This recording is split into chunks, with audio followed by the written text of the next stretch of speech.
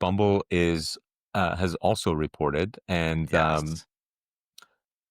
revenue 246 million, a slight beat on the 244 expected, and EPS of 33 cents. Expected was 48 cents, and but what basically that means is that 33 cents, even 33 cents is pretty incredible for a company that is trading at $5.42. If you annualize 33 cents, you're at basically what, a dollar, um 30 dollar. Three times 33 cents would be a dollar, so dollar 32, somewhere in that neighborhood. And the whole company is trading at $5.42. So forget Well, about this. $5.02. Oh, is it down in after hours? Yeah, um it's right. It's on your screen. Down 7%. oh yeah, yeah, I'm just paying attention to this 542 up here. Like, yeah, I down 7%. I love that. This is perfect. So let's actually look at, because you never know what the market is going to do. This is why I love the stock market. So, Is this are you sometimes? going to be a buyer tomorrow? Well, I'm gonna you know what? Why don't we analyze this together right now? Let's do it. And then we can determine whether or not I'm going to be a buyer. Maybe tonight, in after hours. Who knows? Um, okay, so let's look at the numbers. Total revenue 246. Bumble app revenue almost 200 million. So the revenue is down 10% year over year. Yep. Total paying users 3.6 million. Bumble app paying users 2.3 million. Total ARPU. Okay, net earnings 51 million, and adjusted EBITDA 83 million. Which is up These, 1%. yeah, but the 51 million net earnings and 83 million adjusted EBITDA are pretty incredible for a company trading as cheaply as they are. So let's dive in a little bit further. Um, let's see. There's not much seasonality in their business, so the fact that they are also not going down in revenue from quarter to quarter, like 248 to 246, is hope that maybe their sort of like decline has ended, maybe. So that's a positive to me as well. Like quarter to quarter, it seems like more stable. Um, they're getting more revenue per user. The average revenue per user is up. Right. It seems like user count is dropping, but revenue Number per of user is users. increasing. Now, Whitney did say that they're wanting better members, and they want to reduce spam, and they're not afraid of losing members, and increasing quality. So it sounds like some of that is coming to fruition. So Do you that doesn't do you scare me. think she's saying that to make the report sound better, knowing that the Well, trend is negative? basically, when she came back, immediately she put in several different objectives. One of them was that we're going to basically eliminate, or try to eliminate, spam and harassment, and increase the quality of connections. And what that means is that we might lose some paying members that are not in line with what we're looking for, but so be it. Like, Yeah, and I she mean, set that expectation both internally, as well as externally. So, um, I well, don't know if she knew exactly how much this was going to go down, but I guess yeah, what would be what, great, and maybe they show it in the report, is of the users that were lost, how many were due to like Bumble's actions of, trying to you improve know, quality. right, versus we'll call it organic losses, Yeah, I mean, right? that's a great Because they call have out. that data. But one thing to sort of note is that the number of paying users is willing to pay pretty significantly more, right? They're paying 11% more on average. So that's interesting. Um, their other app, which is their international app, I believe, is not doing as well. But it's, again, it's not like decreasing in any like rapid form. So um, that seems okay. Let's see. Quarterly adjusted EBITDA, 83 million, down slightly from last quarter of 95, but up significantly from previous quarters. Let's see, annual adjusted EBITDA.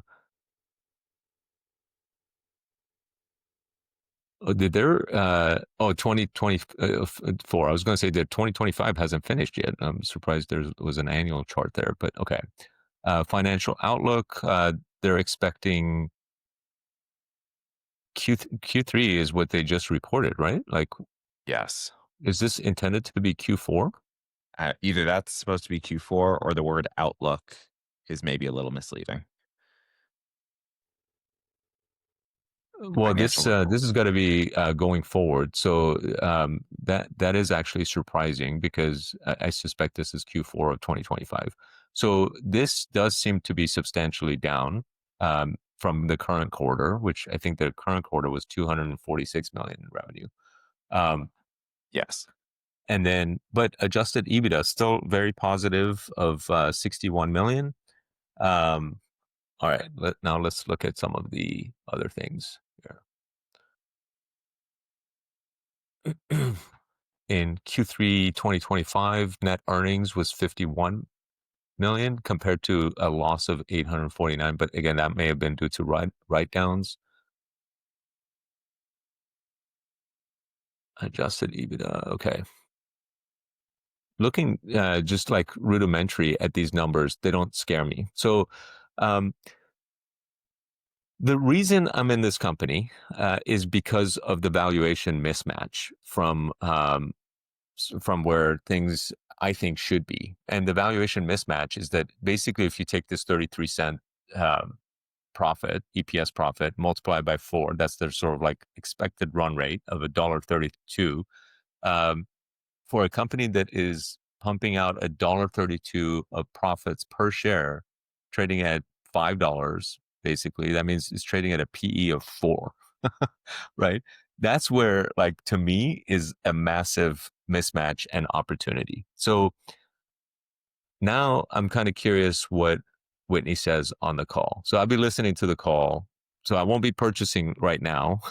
I'm kind of curious what she says before I decide on whether or not I want to own more of this company. The other So thing is that I want to see why there is a decline um, in Q4 expectations, assuming that was a assuming that's typo. correct. Yeah. Yeah. Or incorrect. Yeah. And yeah. Speaking of mismatch, going back to yesterday, Match Group reported their Oh, earnings. And I yeah. would love to compare how their business is doing versus Bumble. Okay, let's look at it. Is that your screen or is that mine?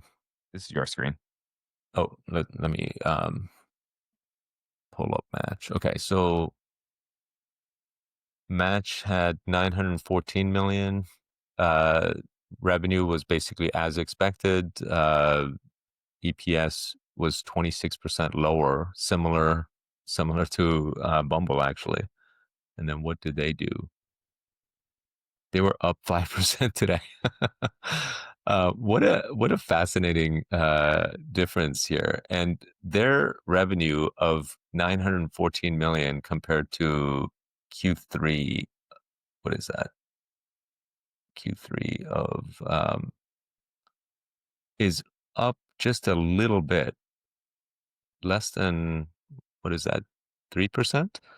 Let's open up their slides. Kind of curious what we have here. So year over year revenue up 2% for Match. You know, basically, this is also a company that's stagnant for the most part. They have some detailed numbers on Tinder versus Hinge. Hinge is up 26%. Tinder is down 4%.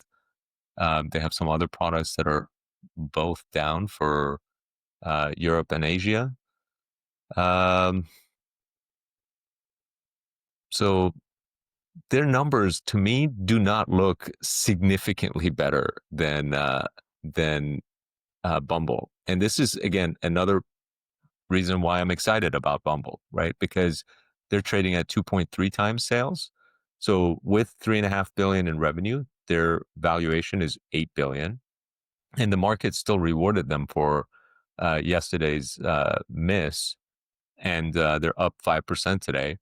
Um, whereas when you compare that to Bumble, they uh, Bumble has 1 billion in revenue. We don't need to go to the earnings tab. But 1 billion in revenue with with a market cap of zero point 0.6 times revenue, or $563 million.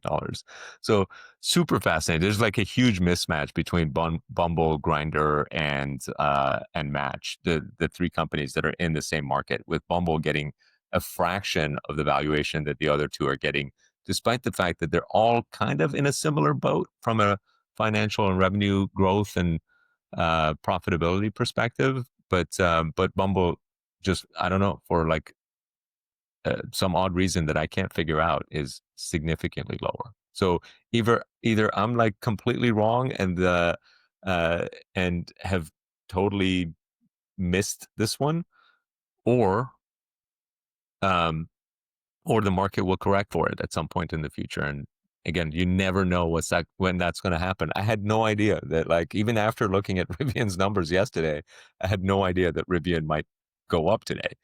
In fact, I thought that the market might take it down further, and I was thinking, if it takes it down further, I'll buy some more. It went up. I bought some more this morning. So you never know. You never know what's going to happen. Um, Yeah. in So in what the I'm he- case of in the case of both Rivian and Bumble, by the way, they are both small enough companies, market cap wise, with Bumble being sub 1 billion. So this is like a almost micro cap, and Rivian at 17 billion.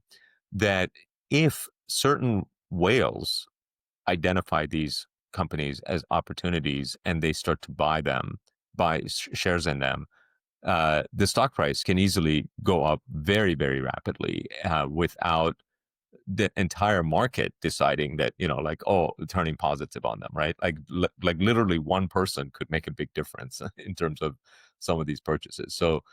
Um, so that's also another fascinating thing. so what What I'm were you going to hearing say? from all this is that you're going to buy more tomorrow. There's a possibility. I'm going to listen to the call. Yeah, you got to